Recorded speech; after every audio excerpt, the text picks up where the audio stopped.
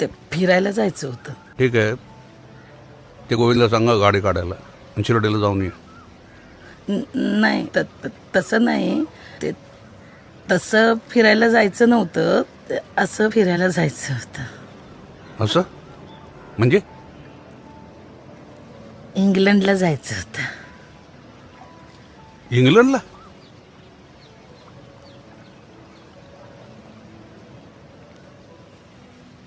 ठीक आहे, ते कुठली ट्रॅव्हल कंपनी आहे ते बघू आणि मग ठरवू. बघून झाले?